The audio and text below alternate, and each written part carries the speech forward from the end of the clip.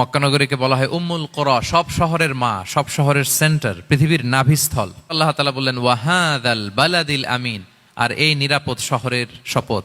এই শহর দ্বারা মক্কা শহর উদ্দেশ্য, কারণ রাসূল সাল্লাল্লাহু আলাইহি ওয়াসাল্লাম তখন মক্কায় ছিলেন, মক্কা নগরী। এই শহরের পূর্ব নাম ছিল বাক্কা, এবং আল্লাহ তাআলা বলেছেন মান দাখালাহু কানা আমিনা, এখানে যে প্রবেশ করবে সে নিরাপদ। হেরেমের মধ্যে কিন্তু কাউকে আক্রমণ করা যায় না, কোনো খুনিও যদি ঢুকে যায় অ্যাটাক করা যাবে। তো জাহেলি যুগে এমনটা ঘটতো, কারোর সাথে কারো শত্রুতা হলে, ধরেন যে একজন তার বাবাকে হত্যা করেছে, তো সে তাকে পেয়েছে, ওই লোক বাঁচার জন্য দৌড়াতে দৌড়াতে হেরেমের ভিতরে ঢুকে যেত, কারণ সে জানে যে হেরেমে ঢুকলে সে আমাকে মারবে না। তো পরে সে যখন হেরেম থেকে বেরোতো, আবার তার সাথে যুদ্ধ শুরু হতো। এবং এই শহরের এত মর্যাদার কারণ হচ্ছে সাইয়েদনা ইব্রাহিম আলাইহিস সালাম, তিনি আল্লাহর কাছে দোয়া করেছিলেন যে রব্বি জাআল হাযা বালাদান আমিনা, হে আল্লাহ আপনি এই শহরকে নিরাপদ করেন।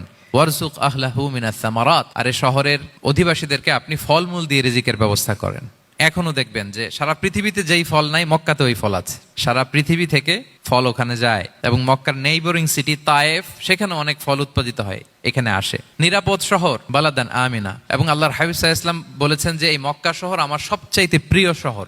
বাধ্য হয়ে তিনি যখন হিজরত করলেন মদিনায়, সেদিন বারবার তিনি মক্কার দিকে পেছনে ফিরে ফিরে তাকান, আর কেঁদে কেঁদে তিনি বলতেছিলেন যে মাক্কাতু আহাব্বুল বিলাদ ইলাইয়া, মক্কা আমার কাছে সবচেয়ে প্রিয় নগরী।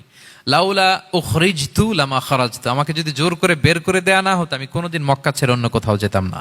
আল্লাহর হাবিব সাল্লাল্লাহু আলাইহি ওয়াসাল্লামের সবচেয়ে প্রিয় শহর ছিল মক্কা, এবং এটা আল্লাহর হাবিব সাল্লাল্লাহু আলাইহি ওয়াসাল্লামের জন্মস্থান। মাকান মাউলিদির রাসূল, রাসূল সাল্লাল্লাহু আলাইহি ওয়াসাল্লামের বিলাদাত হয়েছে এই শহরে। এবং এই শহরকে আল্লাহ বলেছেন মাসাবাতান লিন্নাসি ওয়া আমনা, মানুষের মিলনস্থল, কেন্দ্রস্থল। সারা পৃথিবী থেকে মানুষ ওখানে যায়। আপনি যে রমাদানে যদি মক্কায় যান, আল্লাহু আকবার, লক্ষ লক্ষ উমরা পালনকারী সেখানে, ইউরোপ থেকে, আফ্রিকা থেকে, অস্ট্রেলিয়া থেকে, এশিয়া থেকে, সারা পৃথিবীর মানুষের মিলনস্থল। ওখানে গেলে আপনি দেখবেন মাসাবাতান লিন্নাসি ওয়া আমনা, নিরাপদ জায়গা এবং মানুষের মিলনস্থল। এটা এখানে এমন মসজিদ আল্লাহ রেখেছেন কাবা ঘরের চারদিকে, এটাকে বলা হয় মসজিদুল হারাম, যে মসজিদে 1 রাকাত সালাত পড়লে 1 লক্ষ রাকাতের সওয়াব হয়।